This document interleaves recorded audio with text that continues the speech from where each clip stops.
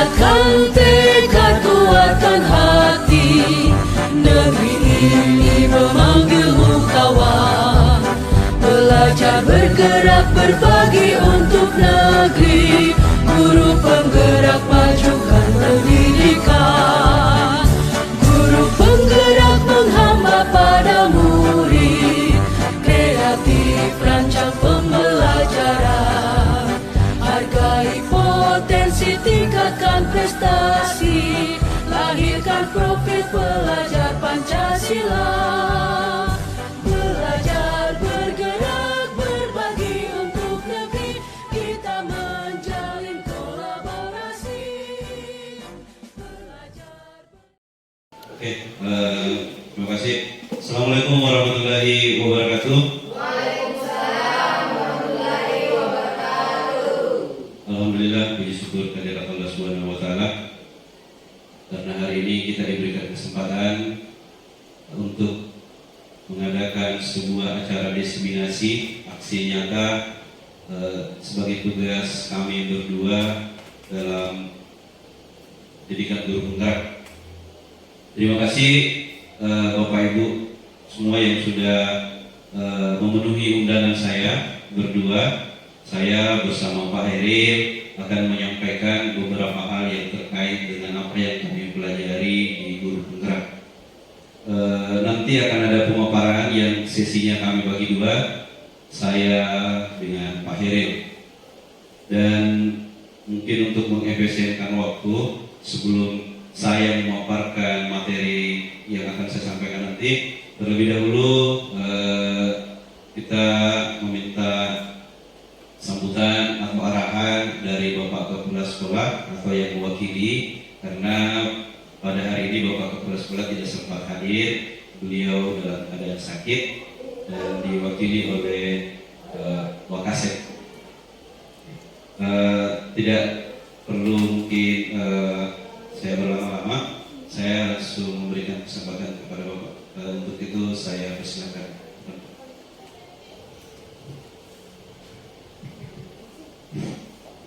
Bismillahirrahmanirrahim. Assalamualaikum warahmatullahi wabarakatuh.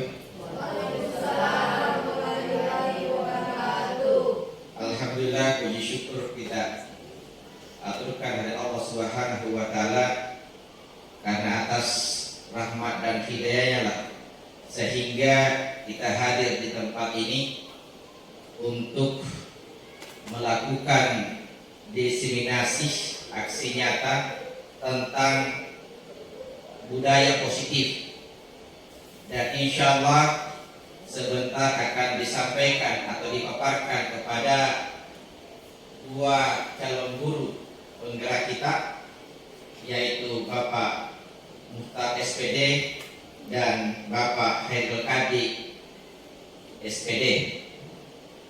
Dan salawat dan salam marilah kita kirimkan kepada junjungan kita yang Nabiullah Muhammad sallallahu alaihi wasallam, nabi yang selalu mendorong umatnya untuk melakukan perubahan-perubahan yang positif, nabi yang selalu memberikan motivasi kepada umatnya agar berjalan sesuai dengan tuntutan dan arahannya.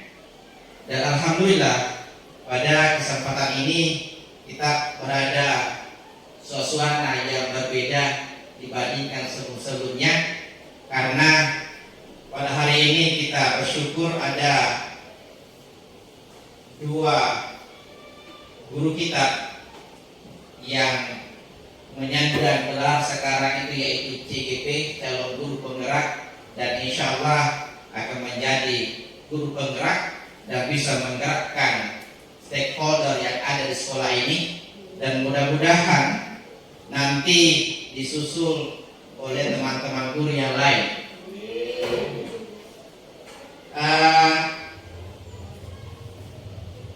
Pada kesempatan ini saya mewakili kepala sekolah, karena Bapak Kepala Sekolah tidak sempat untuk menghadiri acara yang ini, maka saya diberikan amanah untuk membuka acara ini.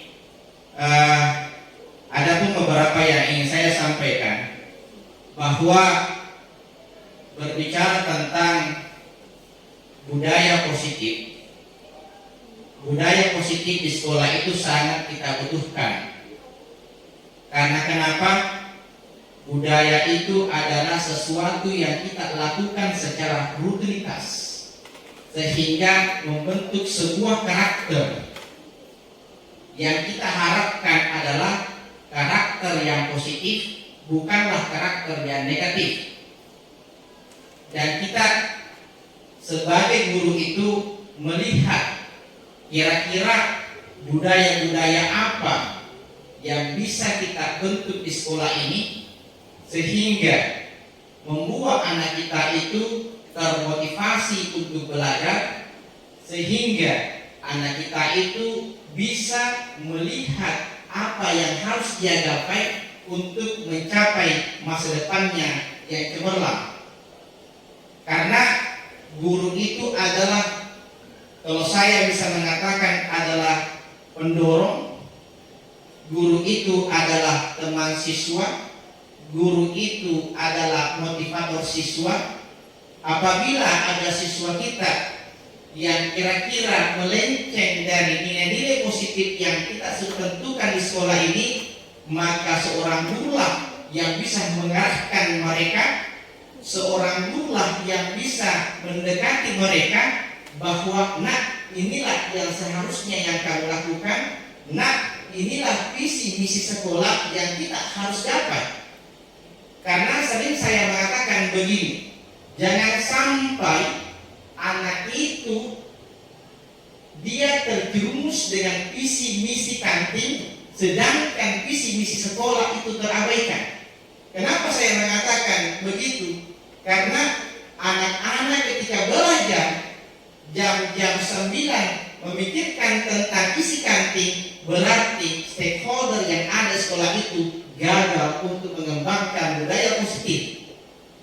Kenapa? Karena visi-misi kantin menjual lebih banyak, menjual banyak keuntungan, dan banyak siswa yang datang. Maka ketika itu yang terjadi, maka visi kantin menang dibandingkan visi-misi sekolah.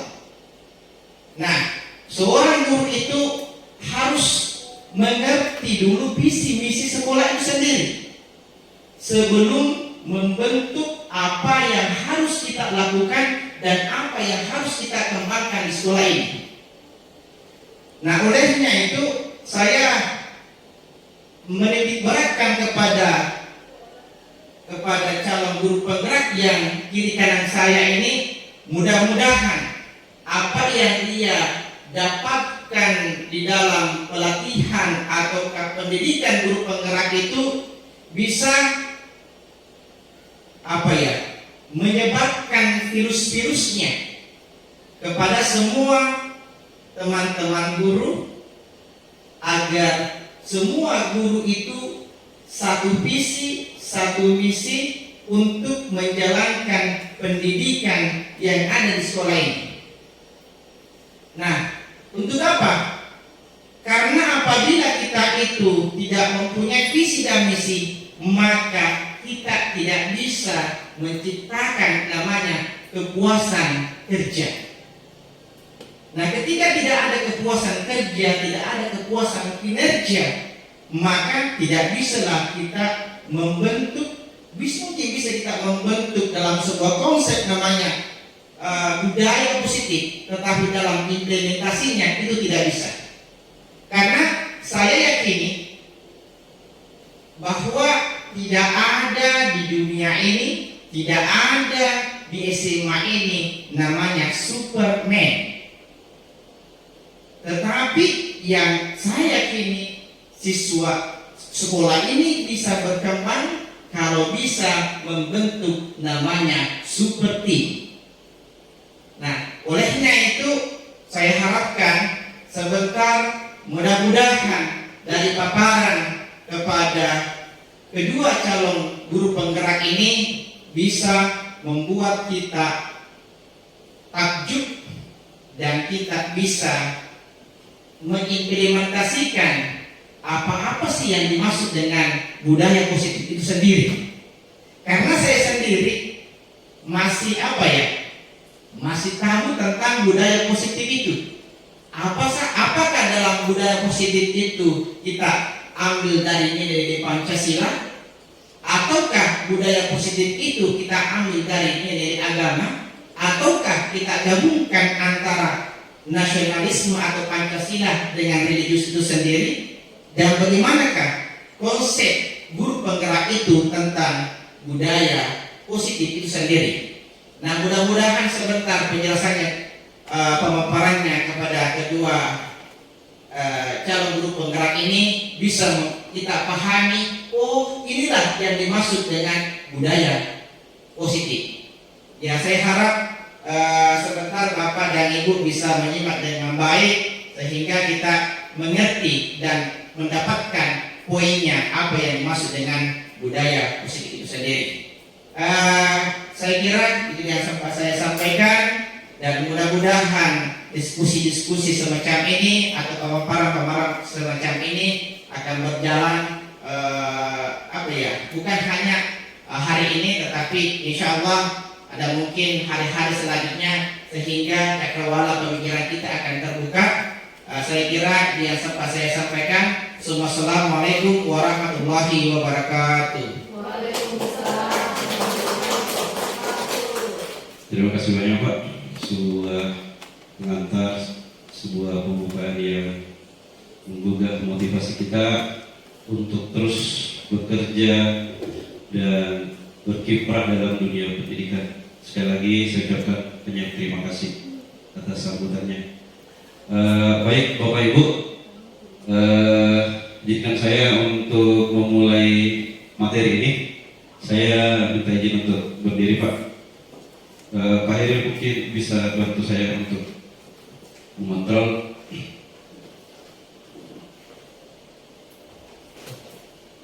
Ya, oke.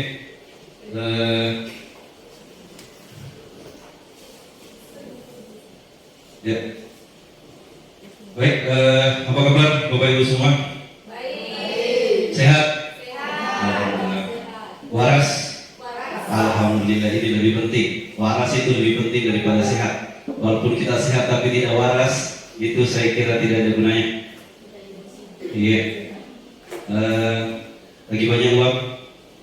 Alhamdulillah. Ya. Ada 3 hal sebenarnya yang mempengaruhi mood kita itu. Yang pertama kita sehat, yang kedua kita waras, yang ketiga kita banyak uang.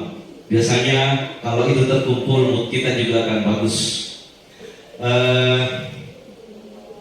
Hari ini saya bersama Pak Heri akan berbagi sedikit tentang apa yang kami dapatkan di Guru Penggerak. Kalau kita lihat spanduk di sini ada tentang budaya positif. Jadi yang akan kami paparkan di sini adalah gambaran tentang apa dan bagaimana budaya positif itu. Tapi sebelum kita masuk di situ, kita coba melihat dulu bagaimana filosofi pendidikan menurut Bapak Pendidikan Ki Hajar Dewantara. Saya kira Bapak Ibu sudah tahu, sudah sering mendengar namanya, mulai dari kita SD sampai sekarang. Tetapi yang kita tahu hanya sebatas namanya saja. Kita belum tahu bagaimana pemikiran-pemikirannya. Dan di Guru Penggerak, di modul pertama sekali kami diperkenalkan bagaimana pemikiran beliau. Beliau ini adalah Bapak Pendidikan. Kenapa disebut Bapak Pendidikan? Karena beliau adalah orang yang pertama merintis lembaga pendidikan di Indonesia sejak zaman kolonial. Beliau membuat sebuah komunitas belajar yang namanya Taman Siswa, karena pada saat itu dia ingin melawan hegemoni Belanda yang juga membuka pendidikan pada saat itu. Tetapi lembaga pendidikan yang dibuka oleh Belanda itu tujuannya bukan untuk mencerdaskan bangsa, tetapi hanya untuk mencari pekerja-pekerja. Dan ternyata itu yang kita pakai selama ini di kurikulum kita. Nanti kemudian mengalami perubahan-perubahan. Coba kalau Bapak Ibu lihat kurikulum kita dari dulu, itu tujuannya hanya untuk mencetak pekerja, bukan mencetak ilmuwan. tapi mencetak pekerja. Ini yang dikritik oleh Bapak Ki Hajar Dewantara. Kalau kita lihat di sini tujuan pendidikan menurut Bapak Ki Hajar Dewantara mengatakan bahwa tujuan pendidikan itu adalah menuntun segala kodrat yang ada pada anak. Ya. Jadi pendidikan itu disesuaikan dengan kodrat. Ada dua kodrat di sini, kodrat zaman dan kodrat alam. Jadi pendidikan menurut Ki Hajar Dewantara harus disesuaikan dengan kodrat itu. Kodrat zaman misalnya, ya, kodrat zaman. Kita mendidik itu menurut Ki Hajar Dewantara harus disesuaikan dengan zamannya. Kalau sekarang zamannya sudah zaman teknologi, jadi anak-anak harusnya dididik dengan zaman teknologi. Bukan lagi zaman yang kayak kita dulu waktu sekolah. Disesuaikan dengan zamannya. Kemudian agar mereka dapat mencapai keselamatan dan kebahagiaan, sebuah tujuan yang sangat mulia sekali. Pendidikan diberikan kepada anak itu tujuannya ada dua, supaya mereka selamat dan bahagia. Ya, baik secara manusia pribadi maupun sebagai masyarakat. Jadi pendidikan yang diberikan kepada seorang anak itu bukan hanya untuk dirinya sendiri, tetapi pendidikan itu diharapkan bisa ditularkan ke masyarakat. Dia menjadi sesuatu di masyarakat. Kemudian kalau kita lanjut di sini, oleh sebab itu pendidik hanya dapat menuntun. Jadi ada kata menuntun. Menuntun itu membersamai, bukan mengarahkan. Beda menuntun dengan mengarahkan. Kalau mengarahkan berarti maunya kita yang jadi, tapi kalau menuntun kita mengikuti langkahnya anak tersebut supaya tidak tersesat. Ya, itu bedanya menuntun dengan kemudian dalam pemikiran Ki Hajar Dewantara itu ada analogi yang bagus sekali. Menurut Ki Hajar Dewantara, pendidikan itu seperti petani. Ya. Jadi sekolah itu diibaratkan sebagai lahan. Ya. Siswa itu adalah benihnya dan guru adalah petaninya. Ya, jadi saya pertegas kembali, menurut Ki Hajar Dewantara pendidikan itu sekolah diibaratkan sebagai lahan, siswa sebagai benih, dan guru adalah petani. Kalau lahannya subur, bibitnya juga unggul, tapi petaninya tidak ada ilmu bertaninya, maka benihnya tidak akan tumbuh dengan baik. Begitu juga dengan sekolah. Sekolahnya bagus, anaknya pintar, tapi gurunya tidak punya skill, tidak punya kemampuan mendidik, maka anak itu tidak bisa tumbuh dengan baik. Gurunya bagus, benihnya bagus, tapi lingkungan sekolah tidak mendukung, itu juga tidak bisa menumbuhkan benih sebagaimana yang kita inginkan. Oleh karena itu, di guru penggerak, pendidikan guru penggerak mencoba untuk mensinkronkan ketiga ini. Sekolahnya dibuat lingkungannya punya budaya positif, siswanya diberikan pemahaman yang positif, dan guru-gurunya juga dilatih supaya menjadi guru yang baik. Oke, lanjut. Apa sih sebenarnya yang dimaksud dengan budaya positif itu? Seperti yang ditanyakan tadi, disampaikan tadi oleh Bapak Kepala Sekolah. Apa sih budaya positif? Budaya positif itu adalah nilai dan kebiasaan di sekolah yang berpihak pada murid, selalu berpihak pada murid, agar mereka dapat berkembang menjadi pribadi yang kritis, penuh hormat, dan bertanggung jawab sesuai profil pelajar Pancasila. Jadi nilai budaya positif itu yang sudah terbentuk sekarang. Kira-kira di sekolah kita apa budaya positifnya? Yang itu muncul dari dirinya mereka sendiri. Ya, salam kalau ketemu itu salah satu budaya positif. Ya, yang muncul dari dirinya sendiri itu budaya positif. Ya, nah budaya positif ini tidak bisa dipaksakan.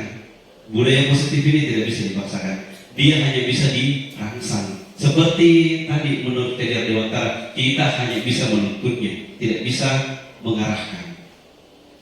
begitu juga budaya positif. Kita hanya bisa merangsang. Oleh karena itu, guru dibutuhkan supaya mereka punya banyak cara untuk merangsang tumbuhnya budaya positif itu. Nanti akan kita bahas bagaimana penerapan budaya positif nantinya. Oke, apa saja budaya positif yang akan kita bahas? Ini ada 7. Ada 7 hal budaya positif atau konsep budaya positif. Yang pertama, perubahan paradigma belajar. Yang kedua, disiplin positif. Nanti kita lihat lagi apa itu disiplin positif. Kemudian, kebutuhan dasar manusia, motivasi perilaku manusia. Itu yang keempat, itu dibawakan oleh saya. Nanti selanjutnya restitusi, posisi kontrol guru. Di mana sih guru seharusnya berperan? Apa sih perannya guru di sekolah? Itu nanti akan disampaikan oleh Pak Heril. Kemudian ada keyakinan kelas. Apa itu keyakinan kelas? Apa bedanya dengan peraturan kelas? Apa bedanya dengan kesepakatan kelas? Dibahas oleh Pak Heril. Kemudian segitiga restitusi. Segitiga restitusi ini lebih banyak ke menghadapi masalah-masalah siswa. Bagaimana menyelesaikan masalah-masalah siswa tanpa harus dipaksa. Siswa menyelesaikan sendiri masalahnya, bukan guru yang menyelesaikan. Caranya ada di segitiga restitusi. Di sini tidak akan dikenal hukuman. Ya. Mungkin itu sebagai gambaran awal. Oke, lanjut. Perubahan paradigma belajar. Dalam membangun budaya positif, sekolah dapat menyediakan lingkungan yang positif, aman dan nyaman agar siswa mampu berpikir, bertindak dan mencipta dengan merdeka, mandiri dan bertanggung jawab. Disiplin sangat berkaitan dengan kontrol guru terhadap siswa. Jadi nanti kita lihat apa peran guru di sini dalam mengontrol disiplin siswa. Ini juga sekolah itu memang harus nyaman. Ya. Kalau sekolah tidak nyaman, maka siswa juga tidak nyaman belajar. Jadi banyak hal yang bisa kita lakukan supaya sekolah itu nyaman. Nanti akan kita kupas lebih dalam lagi bagaimana membuat sekolah yang nyaman, bagaimana membuat sekolah yang aman, bagaimana bisa mereka bertindak mandiri dan dapat bertanggung jawab. Dan kemudian kontrol guru terhadap siswa seharusnya sebagai apa? Sebagai bocoran dari materinya Pak Heril nanti, jadi kontrol guru itu ada banyak perannya. Dia bisa menjadi teman, guru itu bisa menjadi teman, guru itu bisa menjadi penghukum, guru itu bisa menjadi manajer, guru itu bisa menjadi pemantau dan membuat merasa bersalah. Ya. Mungkin sering kita lakukan di kelas, saya juga, kita membuat siswa itu merasa bersalah. Ya, itu mungkin yang saya juga sering lakukan. Saya kira hal itu adalah hal yang positif, ternyata tidak bagus. Tidak bagus membuat anak-anak merasa sering bersalah. Contohnya begini, bapakmu itu sudah ongkosiko sekolah, sudah banyak biaya yang dikeluarkan, terus kamu seperti itu kerjamu. Kita akan berharap dengan anak-anak merasa bersalah, mereka termotivasi. Ternyata itu menurut teori ini itu salah. Tidak boleh. Tidak boleh dibuat anak merasa bersalah. Nanti kita lihat apa sih sebenarnya yang harus dilakukan. Di sini ada sebuah permainan sebenarnya. Ya. Anda dan teman Anda melakukan kegiatan cobalah buka. Anda adalah A, tugas Anda adalah mengepalkan satu tangan. Ya. Kemudian coba bayangkan Anda menyimpan sesuatu yang berharga di tangan. Anda perlu jaga benda tersebut sekuat tenaga, karena begitu pentingnya untuk kehidupan Anda. Kemudian ada teman Anda yang B, itu mencoba segala cara supaya Anda membuka tangan Anda itu. Kira-kira ya, begini caranya bisa, boleh membujuk, menghakimi, mengintimidasi, memarahi, menggoda, menggelitik dan sebagainya. Kalau tangan Anda terbuka, itu sebenarnya itu paksaan, bukan keinginan pribadi. Dan kalau itu terbuka, Anda pasti merasa tidak enak, Anda merasa tidak ikhlas, Anda merasa tidak nyaman karena Anda dipaksa untuk membuka. Siswa juga ternyata seperti itu. Kita membujuk siswa pun, ketika membujuk siswa itu sebenarnya dia tidak mau. Tapi karena kita bujuk, kita bujuk, dia akhirnya mau. Dan itu bukan keinginannya. Kalau terus-menerus seperti itu, mereka melakukan hal-hal yang bukan keinginannya, suatu saat dia akan meledak. Karena apa yang dilakukan tidak pernah sesuai dengan kata hatinya. Jadi, memang memperlakukan siswa itu sangat susah. Perlu, ya, saya pernah mendengar sebuah pembicara dalam sebuah talk show mengatakan kelemahan guru-guru itu karena pada saat kuliah mereka tidak pernah diajarkan bagaimana mendidik anak. Mereka diajarkan membuat RPP. Dia tidak pernah diajarkan bagaimana psikologi anak itu seperti apa. Tidak pernah diajarkan retorika. Pada retorika itu penting supaya anak itu tersentuh hati, bisa merangsangnya. Oke, ini menurut Dr. William Glasser tentang paradigma perubahan belajar, dan ada ilusi-ilusi yang selama ini tidak kita sadari. Termasuk saya juga tidak pernah sadari bahwa semua itu hanya ilusi. Saya kira Bapak Ibu tahu apa itu ilusi. Sesuatu yang kita anggap benar ternyata bukan. Selama ini kita menganggap guru itu bisa mengontrol murid. Seperti yang saya katakan tadi, ketika kita mengontrol murid, siswa sebenarnya dalam hatinya berontak. Kemudian ini yang sering kita lakukan, penguatan positif, efektif, dan bermanfaat. Ternyata penguatan efektif positif itu kadang juga tidak sesuai dengan siswa. Contohnya begini, nak, kamu itu harus belajar. Kamu harus belajar supaya sukses. Itu kan penguatan positif. Tapi ternyata itu tidak efektif. Kenapa? Karena itu tidak sesuai dengan kata hati siswa. Dan kita bisa lihat pengalaman kita mungkin bertahun-tahun sekolah, tahun-tahun mengajar, selalu kita berikan nasihat-nasihat positif. Apa hasilnya? Tidak ada. Karena memang ternyata itu tidak efektif. Jadi apa yang harus dilakukan? Nanti kita lihat. Penasaran? Ya, jadi penguatan efektif bukan tidak bagus, tapi tidak efektif. Kadang berhasil, kadang tidak. Tapi lebih banyak tidak.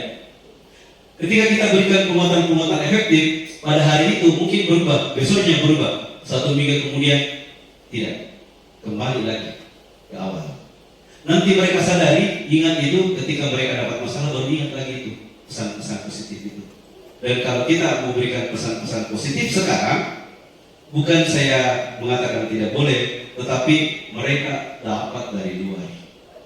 Kita mungkin bisa lihat story-storynya teman anak-anak kita, sering mereka story-story tentang kata-kata positif. Tapi ketika kita lihat tingkah lakunya, ternyata tidak sesuai dengan story-nya. Jadi ada sesuatu yang berbeda di sini, tidak match. Dan memang ternyata menurut William Glasser itu tidak efektif. Oke, lanjut. Ilusi bahwa kritik dan membuat orang bersalah dapat menguatkan karakter.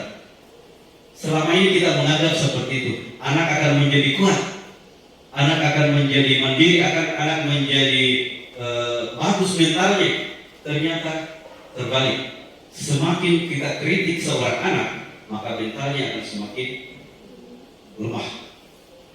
Semakin kita membuat mereka merasa bersalah, mereka mentalnya bukan menjadi kuat, malah menjadi lemah.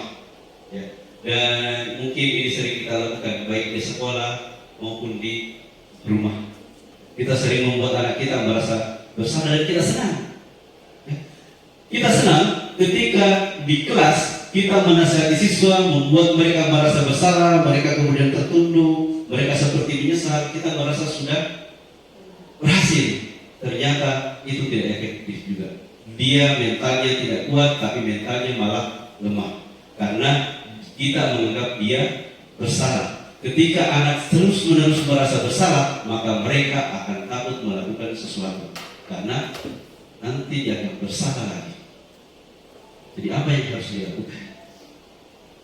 Kemudian, nah ini, ilusi bahwa orang dewasa memiliki hak untuk memaksa. Sama seperti kita dulu. Selama ini kita juga merasa bahwa kita punya hak untuk memaksa siswa. Memaksa siswa untuk membersihkan memaksa siswa untuk berpakaian rapi, memaksa siswa untuk belajar, ternyata itu hanya ilusi. Itu tidak efektif. Jadi apa yang efektif itu? Kemudian disiplin positif. Ketika mendengar kata disiplin, saya bisa kita berinteraksi. Kalau Ibu Sukma, kalau dengar, menurut Ibu Sukma itu disiplin itu apa yang terbayang dalam pikirannya Ibu Sukma kalau mendengar kata disiplin? Mengikuti sesuai dengan aturan. Mengikuti sesuai dengan aturan. Ya. Kalau Ibu Yuni mungkin apa itu kalau disiplin? Mungkin tepat waktu. Oke, tepat waktu. Bapak kepala sekolah. Disiplin menurut Bapak itu. Satu kata saja coba. Atau dua kata. Disiplin adalah melaksanakan pekerjaan sesuai dengan waktunya.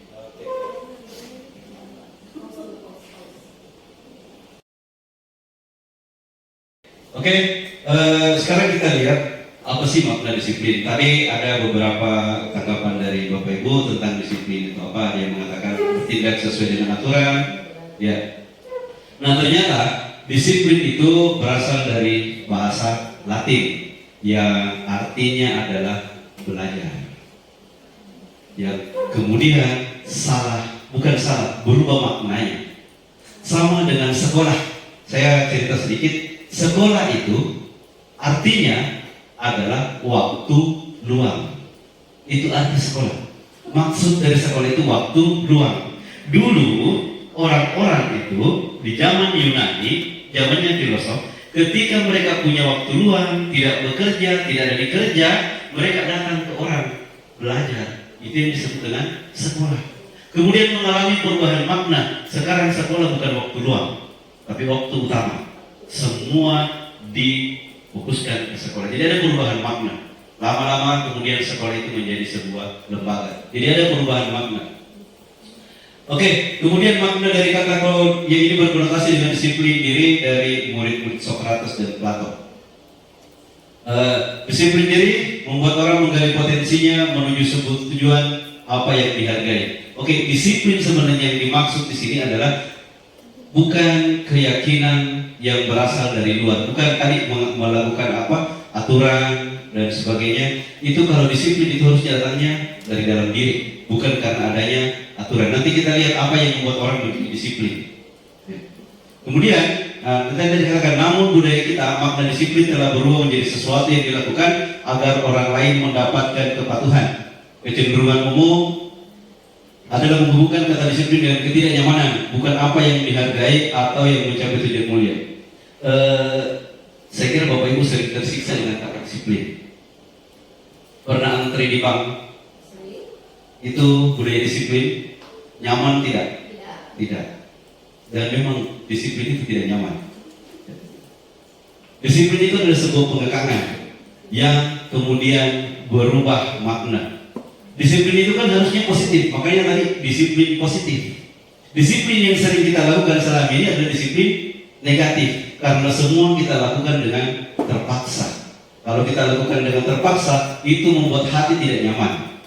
Ya. Sama dengan tadi antri. Menggunakan helm kalau naik motor terpaksa. Iya. Ada juga yang tidak mungkin, yang tidak terpaksa itulah yang disiplin positifnya. Yang terpaksa itu disiplin negatifnya. Seperti misalnya Ibu Mary kemana-mana kalau naik motor pasti pakai helm. Bukan karena dipaksa, tapi karena dia merasakan manfaatnya itu helm. Jadi itu sebenarnya yang dimaksud dengan disiplin positif. Apa yang kita lakukan bukan karena terpaksa, tapi karena kita merasakan manfaat dari sesuatu yang kita lakukan itu. Seperti menggunakan helm tadi. Mungkin karena kita menggunakan helm tidak panas lagi. Kalau kecelakaan tidak terlalu parah lukanya. Bukan karena takut sama polisi. Sama seperti ada ipar saya itu ditangkap sama polisi, bilang, kenapa tidak pakai kaca spion? Dia bilang, Pak, seandainya aku tahu adik di sini tidak lewat sini, Kak. Artinya disiplinnya itu karena ya tekanan. Oke, disiplin adalah kemampuan memerintah diri sendiri. Jadi perintahnya itu bukan dari luar, tapi dari dalam sendiri. Karena kita meyakini ada nilai-nilai kebaikan yang ada di situ. Sekarang dia disiplin yang ada di sekolah kita itu paksaan atau lahir dari diri sendiri. Lebih banyak paksaan. Ya. Disiplin adalah kemampuan memerintah diri sendiri dalam mengontrol dan menguasai diri untuk memilih tindakan yang mengacu nilai-nilai yang kita hargai dengan penuh tanggung jawab tanpa perintah orang lain. Ada juga mungkin kita temukan siswa kita itu disiplin positif, yang tanpa disuruh dia melakukan itu bukan karena takut, bukan karena ingin sesuatu, tapi memang muncul karena kesadarannya, karena dia merasakan manfaat dari apa yang dia lakukan. Misalnya tidak terlambat datang, dia merasakan manfaatnya. Ketika datang pagi-pagi, tidak buru-buru, semua keperluannya dalam belajar itu sudah terpenuhi semua. Nilai yang kita hargai adalah nilai kebajikan. Sifat positif manusia merupakan tujuan mulia yang ingin dicapai individu, yaitu nilai profil Pancasila. Oke, lanjut. Sekarang kita masuk ke poin yang ketiga, ya. Kebutuhan dasar manusia. Ini yang perlu kita pahami. Semua orang akan tenang, akan nyaman, akan senang kalau kebutuhannya ini terpenuhi. Begitu juga dengan siswa. Siswa itu akan tenang di kelas, akan tenang dalam belajar kalau kebutuhannya ini terpenuhi. Yang sering terabaikan, sehingga mereka disiplin, tapi disiplinnya tidak karena keyakinan dirinya, tapi karena tekanan dari luar. Oke, ada 5 kebutuhan dasar manusia, baik siswa maupun secara individu, yang diharapkan sekolah, lingkungan sekolah bisa memenuhi itu.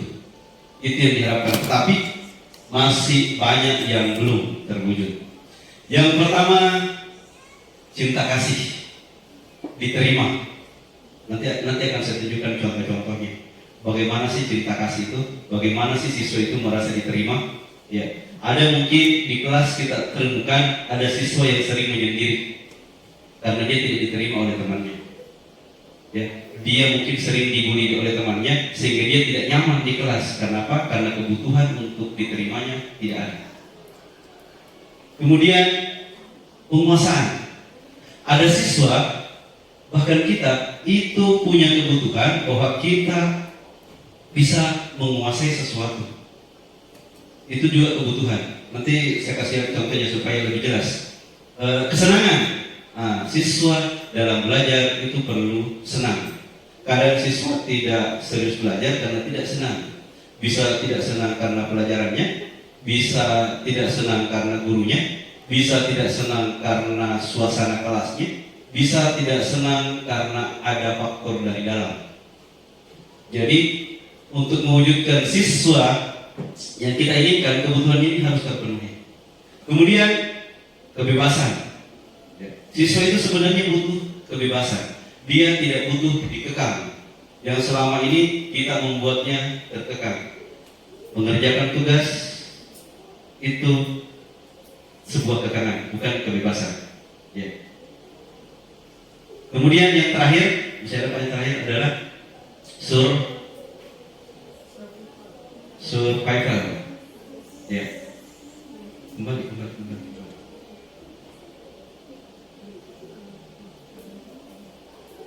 Oke, survival. Tahu survival? Apa itu? Dia harus improvisasi dirinya, tidak stuck di satu tempat, artinya dia harus berkembang. Betul. Survival itu kemampuan untuk bertahan hidup. Nah, kadang siswa kita juga tidak nyaman belajar, tidak nyaman di kelas karena di kelas itu banyak sekali intimidasi. Bisa intimidasi dari guru, intimidasi dari teman, intimidasi dari warga sekolah. Jadi setiap masalah di siswa itu sebenarnya harus dilihat dari sini. Apa sih sebenarnya kebutuhan yang tidak terpenuhi di situ? Siapa tahu ada kebutuhan yang tidak terpenuhi. Ada kadang siswa yang suka marah-marah temannya, Ya, dia itu butuh penguasaan. Ya, dia ingin dianggap hebat. Ada contoh kasus di sini, kita coba pecahkan kasusnya. Oke. Ibu Ria, guru kelas 6 SD Permai, sedang bingung menghadapi ulah salah satu murid di kelas bernama Agus. Beberapa anak telah datang mengeluhkan Agus yang sering sekali meminta bekal makan siang. Mereka dengan paksa, jika Anda menghadapi suatu situasi seperti Ibu Ria, apa yang akan Anda lakukan? Menurut Anda kira-kira apa alasan Agus melakukan ini? Ini tidak terlepas dari 5A kebutuhan tadi. Kira-kira apa yang kita lakukan kalau kita dapat siswa seperti itu? Kita tendang? Pertama Agus dulu yang kita dekati. Iya. Kenapa melakukan hal seperti itu? Betul. Jangan langsung ditegur. Gus, jangan begitu. Karena teguran itu akan mematahkan hatinya. Bagaimana rasanya kalau patah hati? Pernah dirasa? Ya, begitu juga. Ya. Ketika anak didik kita, siswa kita sedang senang-senangnya, kemudian kita langsung tegur, hatinya akan patah. Dan untuk menyembuhkan hati yang patah itu butuh waktu yang lama. Saya kira ada pengalaman. Ya. Oke. Nah, dalam konteks penerapan disiplin positif, Ibu Ria sebaiknya mencari tahu alasan Agus melakukan tindakan tersebut agar mengetahui kebutuhan mana yang berusaha dipenuhi oleh Agus. Ya, yang pertama, siapa tahu dia kebutuhan survivalnya tidak terpenuhi. Dia lapar. Orang tuanya tidak memberikan bekal di rumah. Artinya ada kebutuhan yang tidak terpenuhi, makanya dia melakukan hal-hal yang kita anggap tidak baik. Karena adanya kebutuhan yang tidak terpenuhi. Agus lapar, orang tuanya tidak membawakan bekal makan siang. Akhirnya dia minta bekalnya temannya. Itu bisa salah satu faktor. Bisa saja bukan karena itu. Nah, kalau hanya itu yang kita tahu, tidak kita periksa yang lain, maka penanganannya akan salah. Siapa tahu karena kita tidak mendekati Agus, tidak menanyakan apa masalahnya, kita hanya berpikir anak ini kebutuhan survivalnya tidak terpenuhi, kita kasih dia makanan. Ternyata bukan itu penyebabnya. Penyebabnya ternyata di nomor 2. Agus ingin mendapatkan perhatian dari teman-teman. Ada juga anak itu yang senang ganggu temannya karena dia cari perhatian, selalu mau namanya disebut. Itu. Sebab gara-gara itu, tapi kita menanganinya, memberikan makanan, tidak akan berhenti. Karena dia maunya diperhatikan, suka dipanggil. Teriak-teriak, Agus, teman-temannya suka teriak-teriak begitu. Ya, dia malah tambah senang. Tambah senang mengganggu temannya karena memang itu yang diinginkan. Atau yang ketiga, dia merasa hebat karena temannya takut dan menuruti keinginannya. Penguasaan. Dia suka kalau orang takut sama dia. Siapa tahu kebutuhan ini? Kalau kita tahu ini, kita bisa menangani kelakuan siswa tepat sasaran. Itu pentingnya.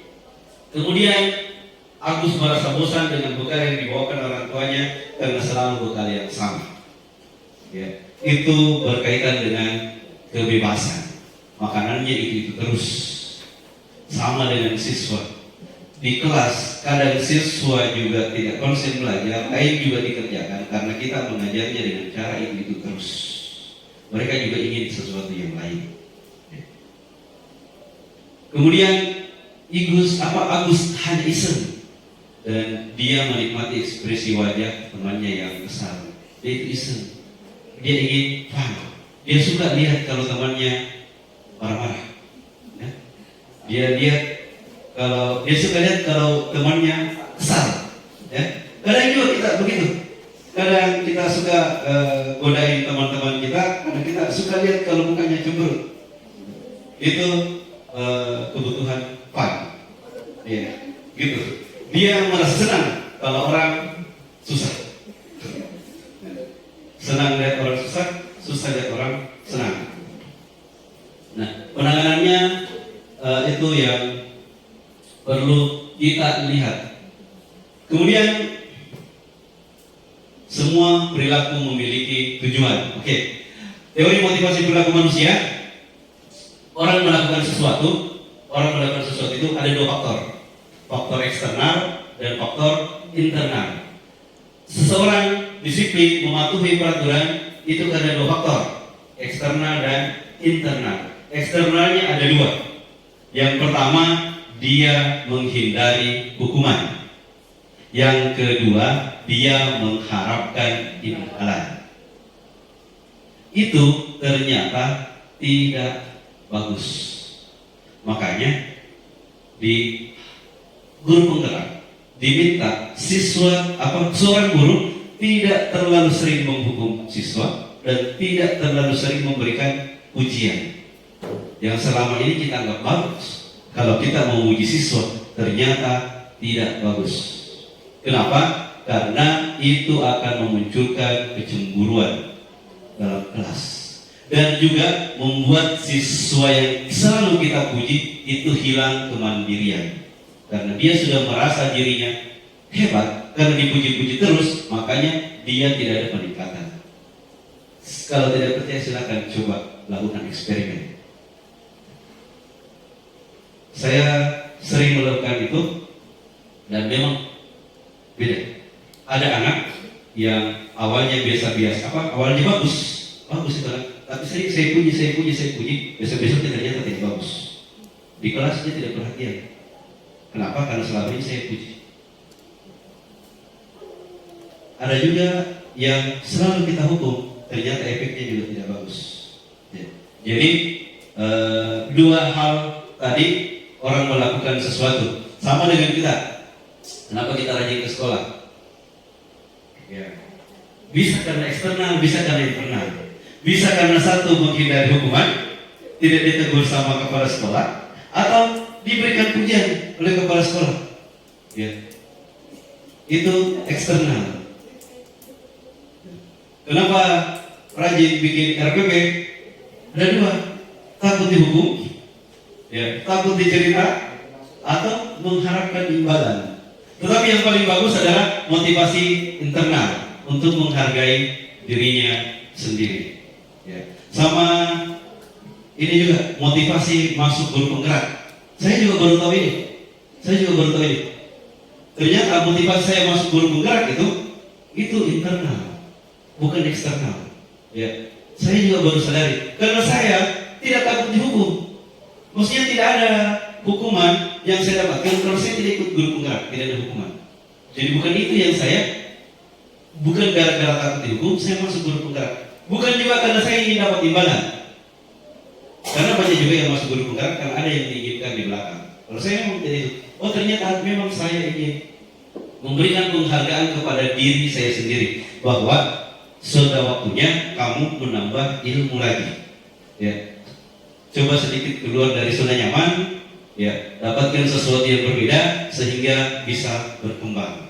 Bukan untuk apa-apa, bukan untuk siapa-siapa, tapi untuk diri saya sendiri. Saya tidak mengejar apa-apa.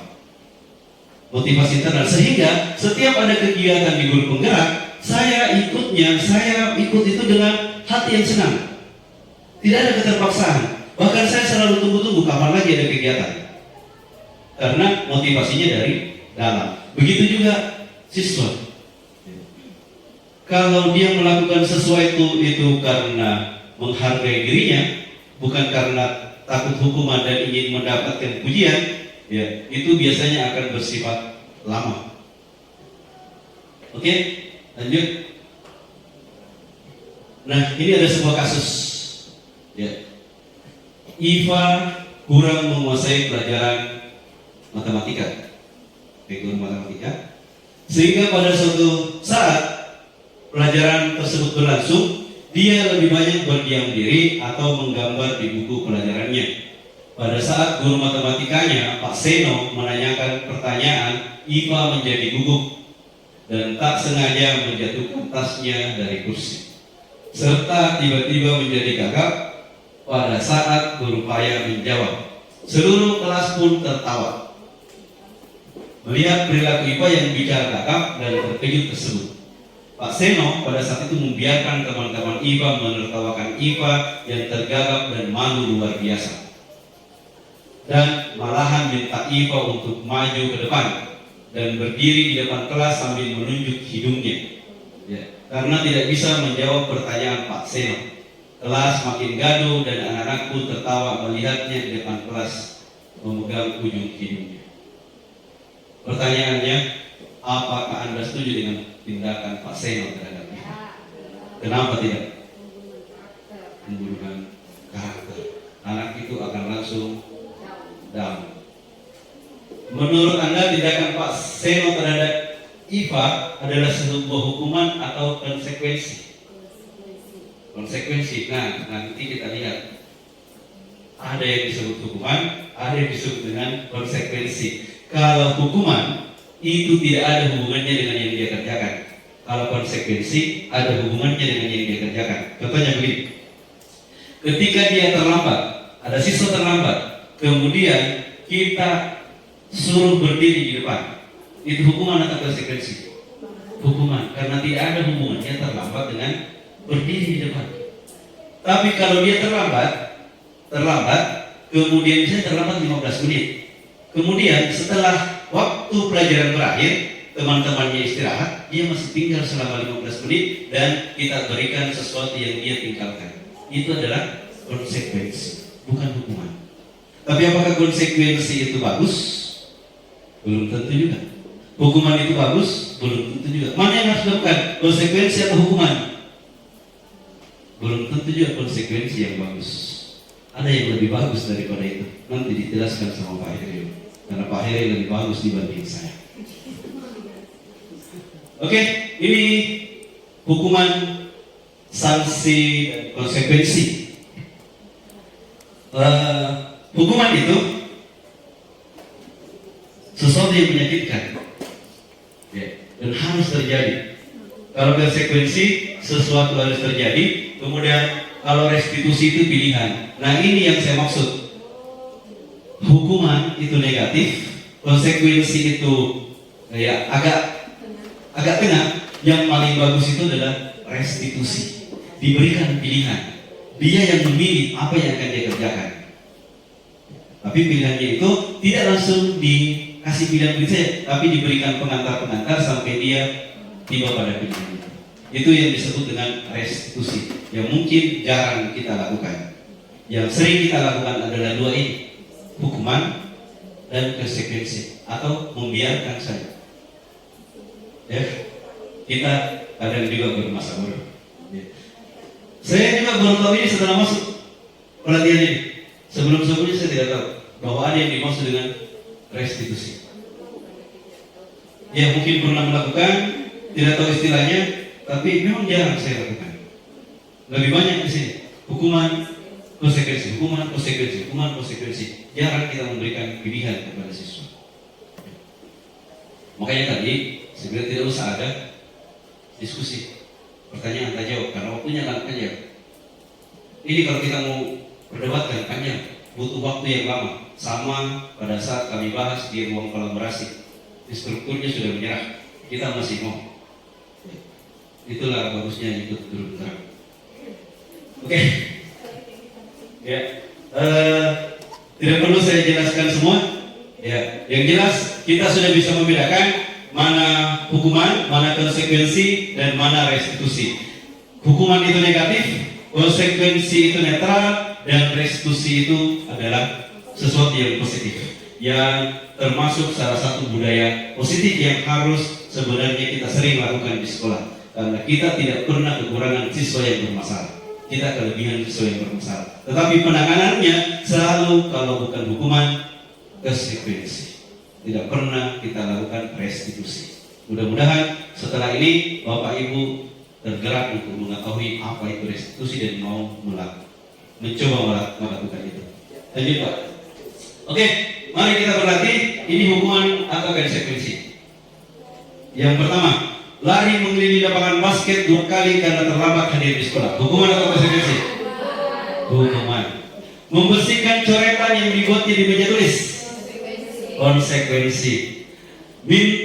Murid diminta push up 15 kali karena tidak menggunakan masker di sekolah. Hukuman. Tidak ada hubungannya.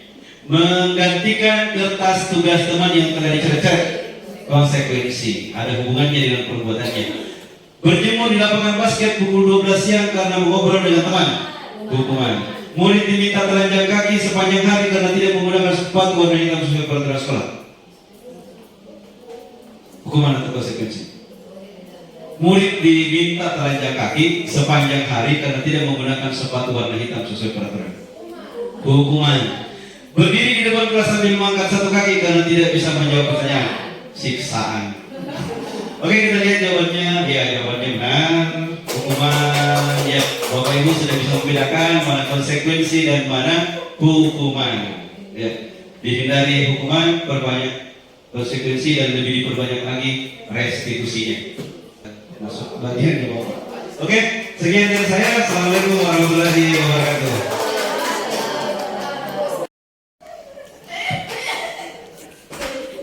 Baik, Bapak Ibu, di sini saya melanjutkan materi pada materi yang kelima, yaitu restitusi, di mana di sini ada 5 posisi kontrol guru. Yang pertama adalah penghukum, dan ini paling banyak yang kita lakukan, selalu menghukum siswa. Kemudian yang kedua adalah membuat merasa bersalah, dan ini juga sebagian besar yang kita lakukan. Selalu siswa itu sebagai terdakwa dan tersangka, dan yang paling jarang kita lakukan adalah teman. Ini adalah paling banyak yang kita tidak lakukan. Kemudian posisi yang keempat adalah pemantau, dan yang terakhir adalah manajer. Sekarang coba kita lihat untuk posisi penghukum. Biasanya yang kita lakukan adalah menghadik, menunjuk-nunjuk, menyakiti, kemudian menyindir. Kemudian pembuat merasa bersalah, ini adalah berceramah, mengatakan seharusnya, ibu kecewa. Kalau teman membuatkan alasan untuk muridnya, kemudian pemantau menghitung dan mengukur, kemudian posisi manajer ini adalah mengajukan pertanyaan-pertanyaan. Kemudian berikutnya untuk penghukum yang sering kita lakukan, kalau tidak melakukannya, awas ya, rasakan. Kamu seharusnya, kamu sudah tahu, ibu lelah sekali mengatakannya, ibu stres. Kemudian sebagai teman, apakah ayolah lakukan demi ibu? Merasa kamu, masa kamu tidak mau? Ingat, tidak, ibu pernah bantu. Kemudian sebagai pemantau, apa peraturannya? Manajer, apa yang kita yakini, apa yang bisa kita kerjakan untuk memperbaiki masalah ini. Kemudian berikutnya untuk penghukum, memberontak, menyalahkan orang lain, dan berbohong.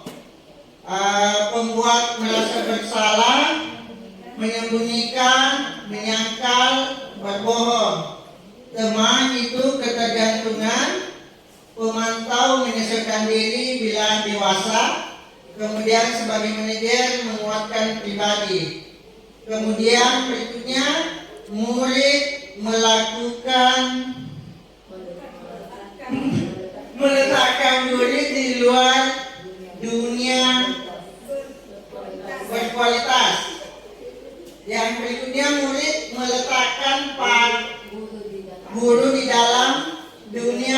berkualitas. Murid meletakkan guru sebagai orang yang tepat, penting di dunia berkualitas. Murid meletakkan guru, peraturan dan hukum di dunia berkualitas. Murid meletakkan dirinya sebagai individu dan dalam dunia berkualitas. Next, kita ke contoh kasus. Belum ini ya. Pernyataan dari posisi kontrol guru di sini. Saya kecewa sekali dengan kamu. Siapa yang mengatakan membuat orang yang merasa bersalah? Kamu tidak pernah benar melakukannya. Ini adalah menghukum. Ayolah lakukan demi ibu bapak. Teman, apakah kamu mendapatkan stiker bintang hari ini? Mantap. Bagaimana kamu bisa menyelesaikan masalah ini? Manajer. Kamu selalu yang paling terakhir menghukum. Berikutnya kita lihat contoh kasusnya ya. Silakan disimak Bapak Ibu. Pada hari Senin Pak Alfi tidak masuk sekolah. Pak Alfi merupakan guru matematika. Saat itu Ibu Rina menggantikan Pak Alfi. Bu Rina baru 1 tahun menjadi guru SMP. Beberapa murid perempuan Vivi dan Natali mengetahui hal ini dan mulai menggunakan kesempatan dan bersikap seenaknya, tertawa dan tidak mengindahkan kehadiran Ibu Rina. Ibu Rina mencoba menyapa Vivi dan Natali dengan ramah sambil mengingatkan untuk tetap fokus pada tugasnya. Ayolah, tugasnya dikerja. Nanti Ibu ditegur Bapak kepala sekolah kalau kalian tidak mengerjakan tugas. Tolong bantu Ibu ya. Namun Vivi dan Natali malah jadi tertawa. Ibu santai aja Bu, mereka tidak mengerjakan tugas dan malah mengobrol. Pertanyaan ini kira-kira posisi ibu ini sebagai apa? Posisi ibu ini sebagai apa? Sebagai teman sebetulnya, maunya dia sebagai teman dia, sebagai sedang. Tapi Karena ada berapa tadi? Ada berapa? Ada 5. Dia masuk di mana guru ini? Dia. gurunya sebagai maunya tadi kalau saya baca itu sebagai teman. Ini Tapi pada kasus ini guru bertindak sebagai teman. Tolong bantu itu ya. Ini ada kata tolong bantu itu ya.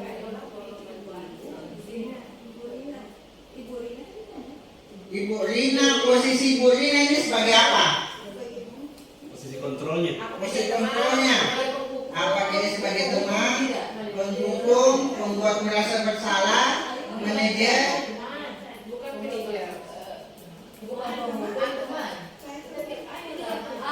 Tolong bantu itu ya. Ayolah, diganti silakan. Teman.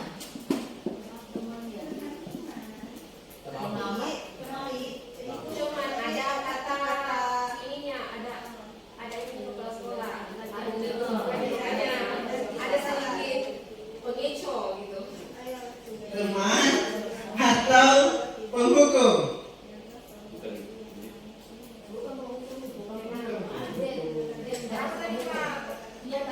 Manajer, penghukum, pembuat orang merasa bersalah, pemantau, kemudian apa lagi? Teman. Manajer kan Teman. Ya, teman. Teman. Kasus kedua. Kasus kedua. Anto dan Dino bermain bersama di lapangan basket dan tiba-tiba terlibat dalam sebuah pertengkaran adu mulut. Dino pun menjadi emosi dan mengadakan kontak fisik, menarik kemeja Anto dengan kasar sampai 3 kancingnya terlepas. Pada saat itu guru piket langsung melerai mereka dan membawa mereka ke ruang kepala sekolah. Ibu Suti sebagai kepala sekolah berupaya menenangkan keduanya, terutama Dino. Dino, sepertinya kamu saat ini sedang marah sekali. Mendengar itu, Dino pun mengalir bercerita tentang kekesalan hatinya. Ibu Suti pun melanjutkan bahwa membuat kesalahan adalah hal yang manusiawi dan bahwa mempertahankan diri adalah hal yang penting, namun meminta Dino memikirkan cara lain untuk memungkinkan lebih efektif. Karena saat ini Dino berada di ruang kepala sekolah. Ibu Suti melanjutkan bertanya tentang keyakinan sekolah yang disepakati, serta apakah Dino bersedia memperbaiki kesalahan yang telah dilakukan terhadap Anto. Dino pun akhirnya perlahan mengangguk. Kemudian Ibu Suti balik bertanya kepada Anto, hal apa yang bisa dilakukan Dino untuk memperbaiki masalah. Anto menjawab, saya perlu kancing saya diperbaiki, Bu. Ibu saya akan sangat marah kalau melihat kancing baju saya sampai copot 3 kancing begini. Ibu Suti pun kembali bertanya ke Dino, apakah yang akan dia lakukan untuk menggantikan kancing Anto yang terlepas. Dino pun berpikir sejenak namun menjawab, wah tidak tahu Bu, saya lem kembali mungkin ya Bu. Ibu Suti berpikir sebentar dan menanggapi kalau dilem akan mudah terlepas kembali. Dino, bagaimana kalau kamu menjahitkan saja? Bersediakah kamu? Dino tanpa ragu-ragu dan menanggapi, menjahit? Mana saya tahu bagaimana menjahit Bu. Ibu Suti meneruskan, ayolah kamu bersedia belajar menjahit. Dino berpikir sejenak, memandang ke meja Anto dan menanggapi, yang mengajari saya siapa Bu? Dengan cepat Ibu Suti menjawab, Pak Irfan, guru tata busana. Dino kembali diam sejenak, memandang ke meja Anto yang tanpa kancing. Akhirnya Dino mengangguk tanda menyetujui dan sepanjang siang itu Dino belajar menjahit dan memperbaiki kemeja Anto. Terakhir kali terlihat kedua anak laki-laki tersebut, Dino dan Anto, pada jam pulang sekolah. Mereka sudah bercengkrama dan bersenda gurau kembali. Pertanyaannya, apa posisi Bu Suti di sini? Manajer.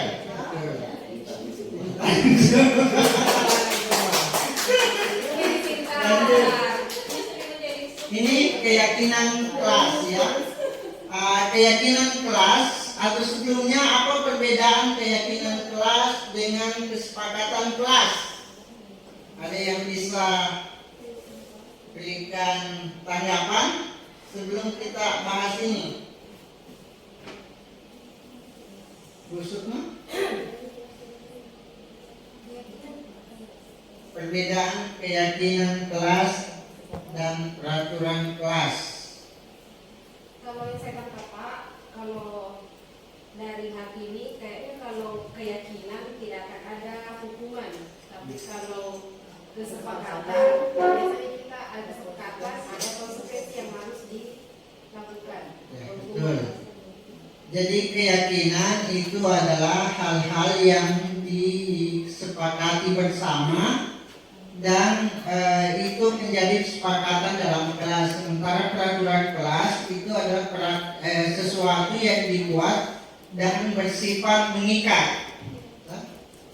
Di sini keyakinan kelas adalah nilai-nilai kebajikan atau prinsip-prinsip universal yang disepakati bersama secara universal terlepas dari perbedaan agama, suku, negara, dan bahasa. Menurut Goseng 1998, suatu keyakinan akan lebih memotivasi seseorang dari dalam. Intrinsik, seseorang akan lebih bersemangat untuk menjalankan keyakinannya daripada hanya sekedar mengikuti peraturan. Jadi mana yang lebih lebih spesifik, keyakinan atau peraturan? Keyakinan. Coba lihat tadi tabelnya. Di sini ada peraturan kelas, kemudian keyakinan kelas, lebih besar lagi adalah lingkungan positif, dan lebih besarnya lagi adalah budaya positif. Di sini perbedaan peraturan dengan nilai kebajikan yang dituju. Peraturannya selalu kembalikan buku ke tempatnya. Keyakinan yang dituju adalah tanggung jawab. Dilarang mengganggu orang lain. Keyakinannya menghormati orang lain dan diri sendiri. Hadir di sekolah 15 menit sebelum pembelajaran dimulai. Menghormati orang lain, komitmen pada tujuan. Dilarang melakukan kekerasan. Nilai kebajikan adalah keselamatan, menghormati orang lain, dilarang menggunakan narkoba, nilai kebajikan adalah kesehatan, bergantian atau menunggu giliran, menghormati orang lain kesabaran, menggunakan masker, kesehatan keselamatan, jangan berdiri di kelas atau koridor, keselamatan dan keamanan. Kemudian pembentukan keyakinan kelas. Di sini keyakinan kelas bersifat lebih abstrak daripada peraturan yang lebih rinci dan konkret. Keyakinan kelas berupa pernyataan universal. Pernyataan keyakinan kelas dibuat dalam bentuk positif. Jadi kata-kata yang negatif kayak dilarang dirubah menjadi kata positif, ya, itu keyakinan. Pernyataan keyakinan kelas dibuat dalam bentuk positif. Keyakinan kelas hendaknya tidak terlalu banyak sehingga mudah diingat dan dipahami. Keyakinan kelas sebaiknya sesuatu yang dapat diterapkan di lingkungan tersebut. Semua warga kelas itu berkontribusi dalam pembuatan keyakinan kelas lewat kegiatan curah pendapat. Bersedia meninjau kembali keyakinan kelas dari waktu ke waktu. Ini adalah segitiga restitusi yang tadi yang merupakan pilihan, ya.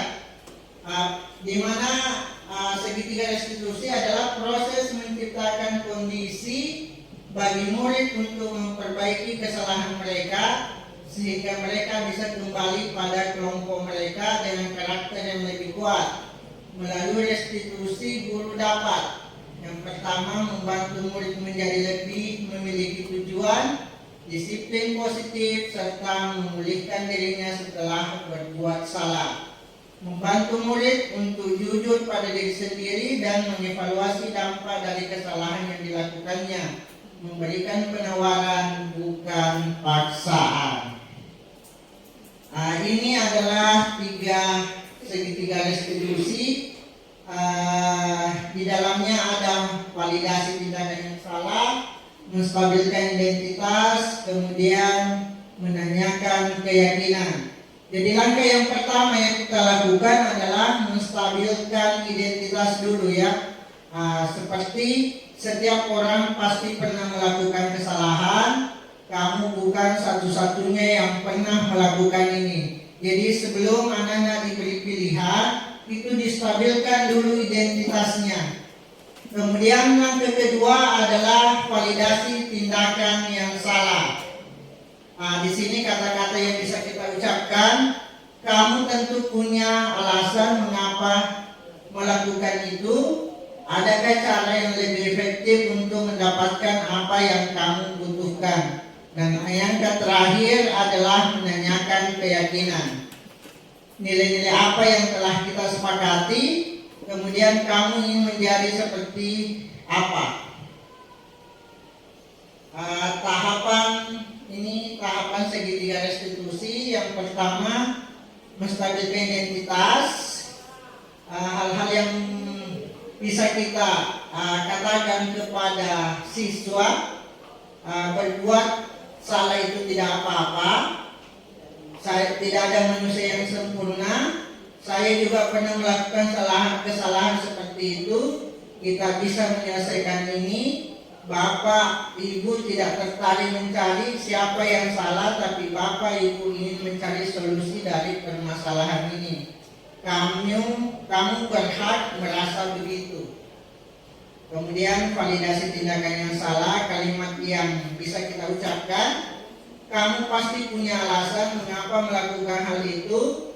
Kamu patut bangga pada dirimu sendiri karena kamu telah melindungi sesuatu yang penting buatmu.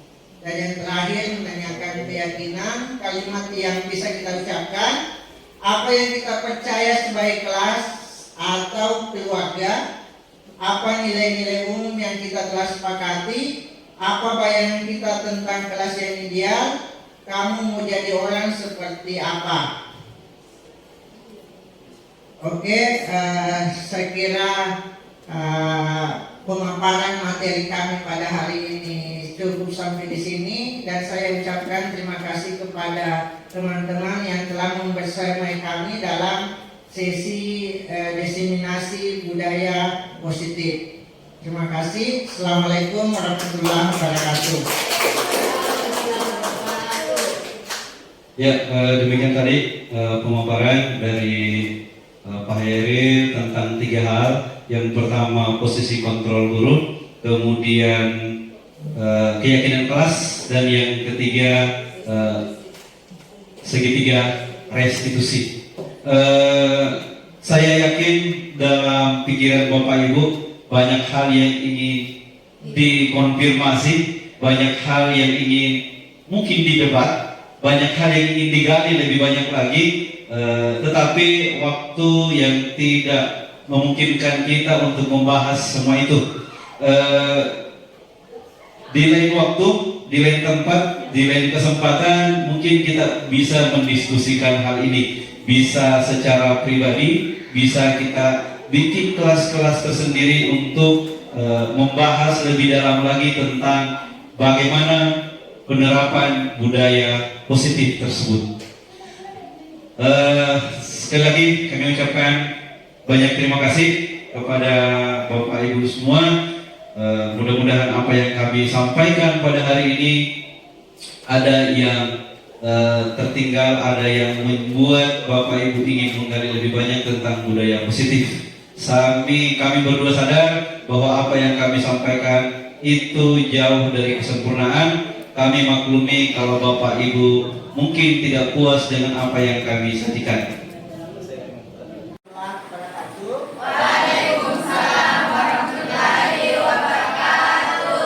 Bagaimana kabar kalian hari ini? Baik. Semangat? Semangat. Pada hari ini kita akan melakukan pembentukan keyakinan kelas. Kenapa kelas ini saya ambil? Karena dari 3 kelas yang saya ajar, kelas inilah yang memang terbaik, ya. Nah, ini video keyakinan kelas, salah satu tugas dari calon guru penggerak. Apa itu keyakinan kelas? Keyakinan kelas adalah hal-hal yang kita akan jadikan pedoman, hal-hal yang kita akan ikuti dalam pembelajaran di kelas, terutama di pembelajaran fisika. Kemudian ada yang berpendapat apa itu keyakinan kelas, atau apa yang ada di angan-angannya, kelas apa yang Anda idam-idamkan selama ini yang tidak terwujud sekarang. Ada yang ingin berpendapat kira-kira kelas yang ini yang Anda bayangkan kelas seperti apa? Seperti kelas yang nyaman, yang aman. Ada yang ingin berpendapat? Yang selama ini yang Anda inginkan, kelas yang Anda inginkan supaya bisa belajar dengan kondusif. Ya, silakan. Fasilitasnya kan ada juga, LCD kan kita ada juga. Ya, LCD perlu diadakan di kelas, ya. Ada lagi? Dan laki-lakinya siapa tuh ada usulan?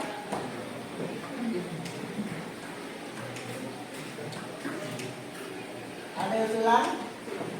Kelas yang Anda idam-idamkan selama ini yang tidak terwujud?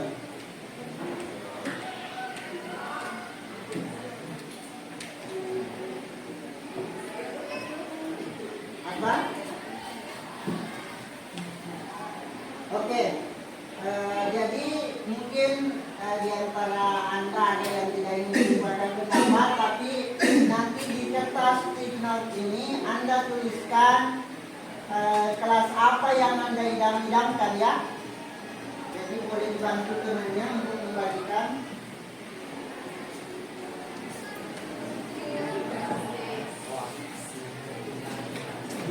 Dibantu. Jadi silakan dituliskan apa yang Anda inginkan dalam pembelajaran di kelas. Saya kasih waktu sekitar 5 menit ya.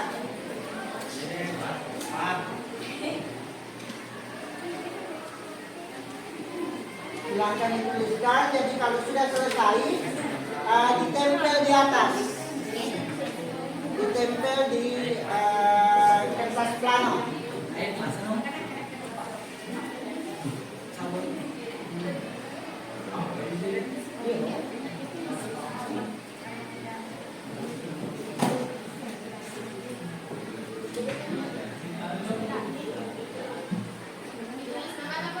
Tidak usah ditulis.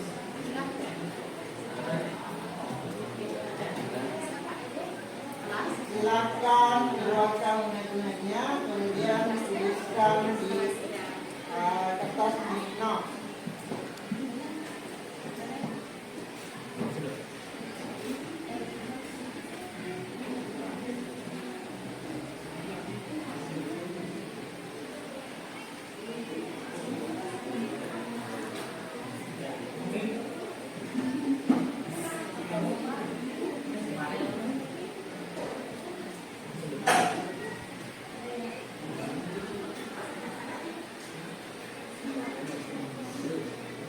Kalau sudah selesai, silakan naik tempel di kertas plano.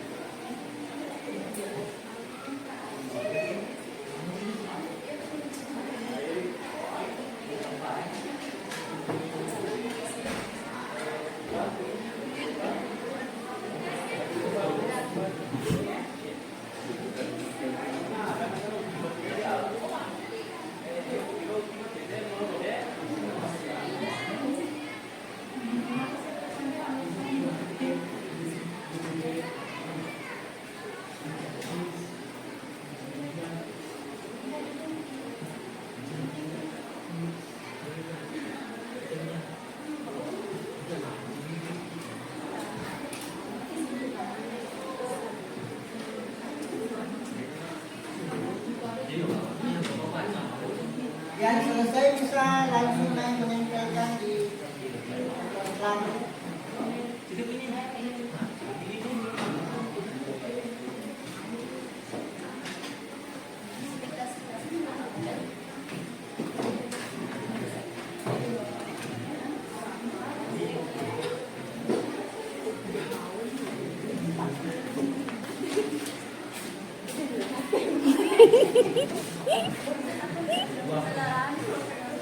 Kesalahan terbalik gitu.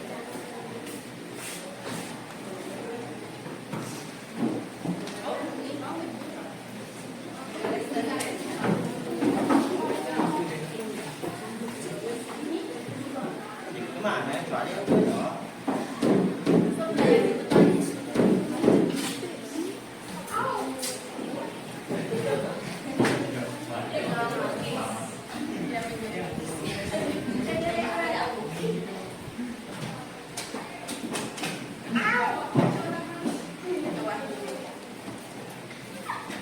Anjay, Agung. Akil.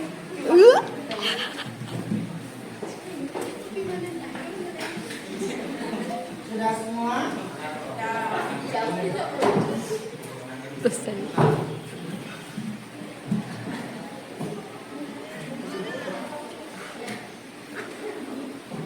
Jadi semua unit-unitnya untuk keyakinan kelas kita telah ditempel di kertas plano. Sekarang kita akan klasifikasi apa-apa yang Anda tulis di sini. Di sini saya coba tulis.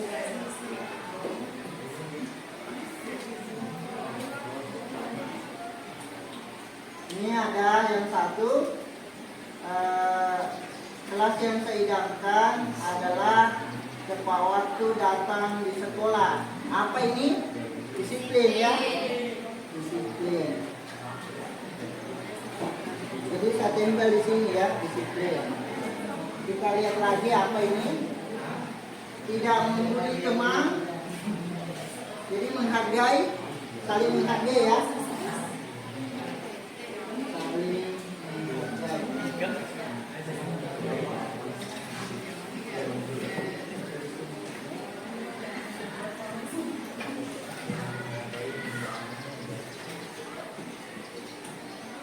Kelas yang diinginkan adalah fasilitas yang lengkap. Apa ini berarti nyaman ya? Nyaman. Kemudian saling, kita harus menghargai sesama teman. Jangan membuli. Berarti di sini saling menghargai. Kemudian buanglah sampah pada tempatnya. Berarti ini menjaga kebersihan.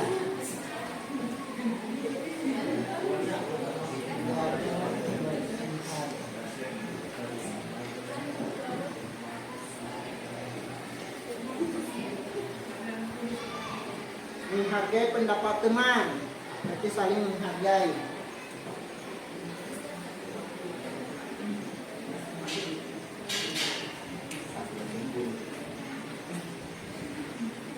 Menghargai pendapat teman, saling menghargai juga.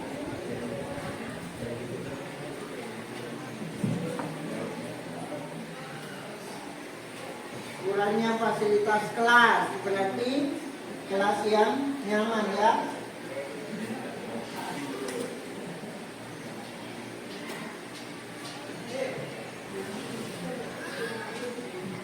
Datang tepat waktu, disiplin.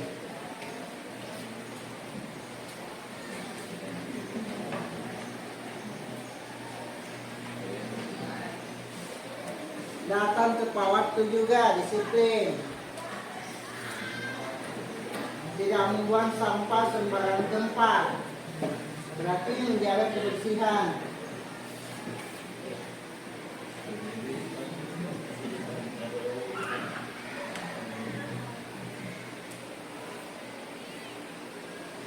Kurang LCD.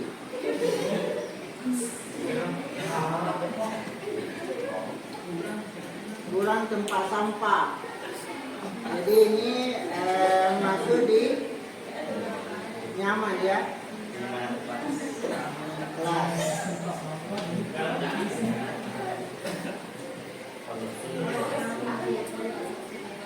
Melaksanakan piket kelas. Saling menghargai orang lain. Piket kelas berarti apa itu?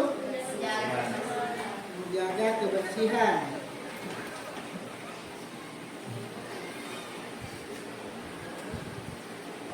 Buanglah sampah pada tempatnya, menjaga kebersihan.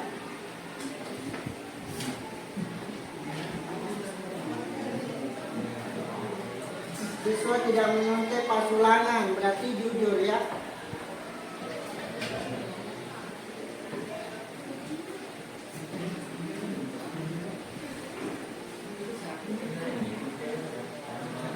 Tidak saling mencaci maki. Berarti ada selama ini yang selalu mencaci maki. Jadi apa ini saling menghargai?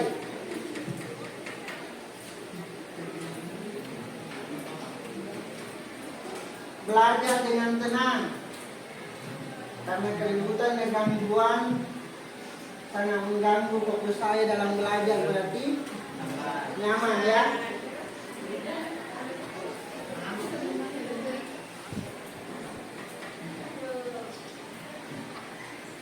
Memiliki fasilitas kelas yang lengkap, berarti nyaman.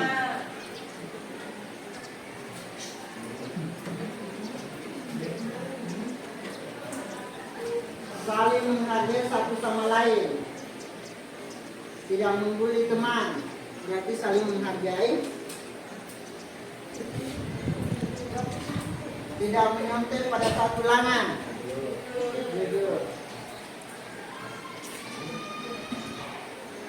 Saling menghargai sesama teman, berarti hargai. Kemudian tidak menyontek saat ulangan. Dan terakhir, buanglah sampah pada tempatnya. Salah ya, salah tempat. Di sini ya.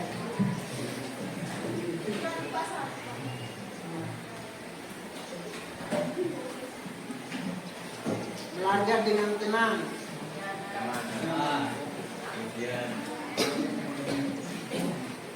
Oke, dari unek-unek tadi, ini ada 5 yang akan jadi keyakinan kelas kita pada hari ini. Yang pertama, jujur. Yang kedua, disiplin. Yang ketiga, saling menghargai.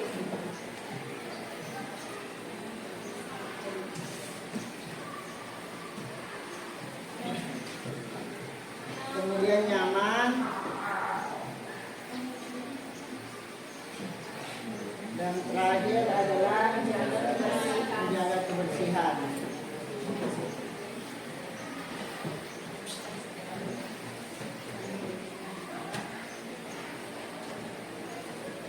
Nah, jadi ini ada 5 yang akan menjadi keyakinan kelas kita hari ini. Dan keyakinan kelas ini berlaku mulai hari ini ya. Jadi saya minta kepada ketua kelas atau anggotanya untuk membuatkan ini di Canva. Buat di Canva, kemudian dicetak besar-besar, kemudian ditempel di dalam kelas. Sepakat? Oke, terima kasih. Aplaus dulu.